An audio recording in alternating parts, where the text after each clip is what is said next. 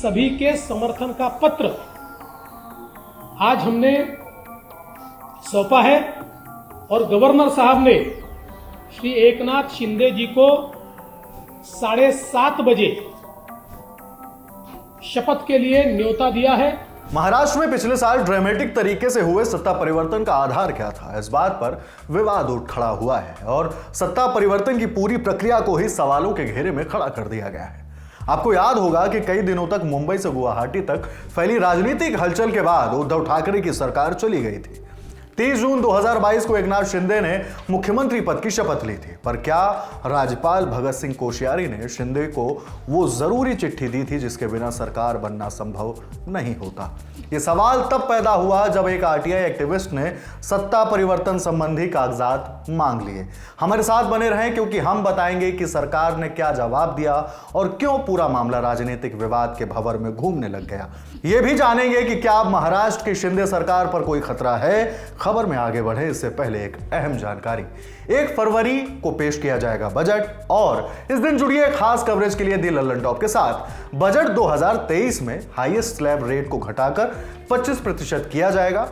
आप अपनी राय हां या ना में दर्ज करवा सकते हैं प्रोवो पे, जो हमारे ओपिनियन पार्टनर है। अब लौटते हैं महाराष्ट्र में उठ रहे हालिया सियासी सवाल पर। मेरा पानी उतरता देख मेरे किनारे पर घर मत बसा लेना, मैं समंदर हूं, लौट कर वापिस आऊंगा।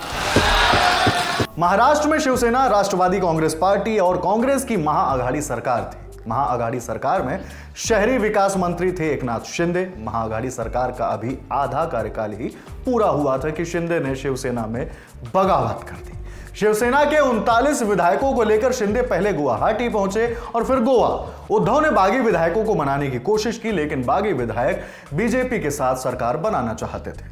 बात नहीं बनी और फ्लोर टेस्ट से ठीक एक दिन पहले 29 जून की रात उद्धव ठाकरे ने महाराष्ट्र के मुख्यमंत्री पद से इस्तीफा दे दिया। अगले ही दिन यानी 30 जून को एकनाथ शिंदे और देवेंद्र फडणवीस राज्यपाल भगत सिंह कोश्यारी से मिले और सरकार बनाने का दावा पेश किया। 30 जून को ही बीजेपी की मदद से एकनाथ शिंदे महाराष्ट्र में 20वें मुख्यमंत्री बन गए। ये तो हो गई पिछले साल की बात। अब इसमें नई बात क्या है?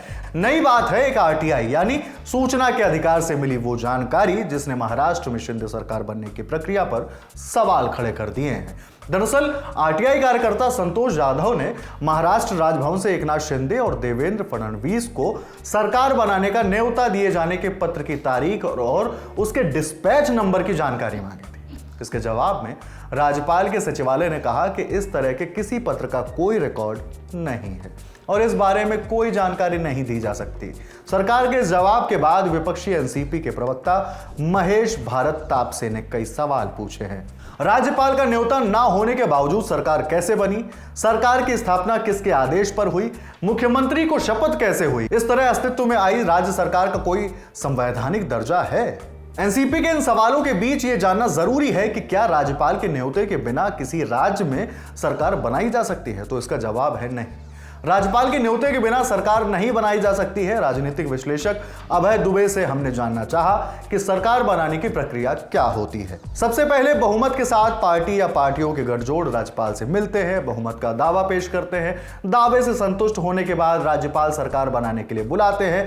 राज्यपाल का संतुष्ट होना अनिवार्य है। अगर राज्यपाल संतुष्ट नहीं है कि अमुक दल के पास बहुमत है तो सरकार नहीं बन सकती। विश्वास मत हासिल करने के लिए दिन तय होता है। यह निमंत्रण मुंह जबानी नहीं दी जाती, यह प्रक्रिया लिखित रूप में तय होती है। साफ है कि सरकार बनाने के लिए राज्यपाल का लिखित आमंत्रण अनिवार्य है। ऐसे में सवाल यह है कि राज्यपाल के सचिवालय ने आरटीआई के जवाब में लिखित पत्र की जानकारी क्यों नहीं दी?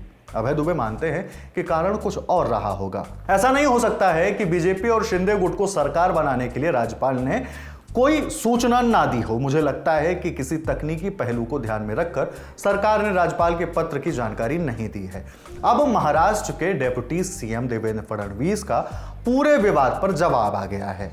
हमें राज्यपाल से लिखित निमंत्रण मिला था। हालांकि वर्तमान में सुप्रीम कोर्ट में सरकार से संबंधित एक अदालती मामला चल रहा है और कई दस्तावेज इसके कब्जे में हैं।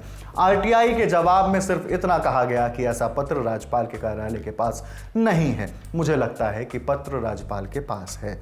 इस विवाद से इतर एक और दिलचस्प बात यह है कि कुछ दिन पहले महाराष्ट्र के राज्यपाल भगत सिंह कोश्यारी ने खुद पदमुक्त होने की इच्छा भी जताई है। भगत सिंह कोश्यारी ने ट्वीट करते हुए लिखा, माननीय प्रधानमंत्री की हाल ही की मुंबई यात्रा के दौरान मैंने उनसे कहा कि मुझे राजनीतिक जिम्मेदारियों से मुक्त करें। मैं अपना शेष जीवन अध्ययन, ध्यान और चिंतन में बिताना चाहता हूं। महाराष्ट्र में सत्ता परिवर्तन हुए आधे वर्ष से ज्यादा समय गुजर चुका है, लेकिन सरकार गठन को लेकर विवाद का चैप्टर अभी खत्म नहीं हुआ। यह पूरी जानकारी आप तक लेकर आए थे मेरे साथी भानुजा। मैं हूं हिमांशु और आप देखते रहें दिल अलर्ट टॉक। शुक्रिया।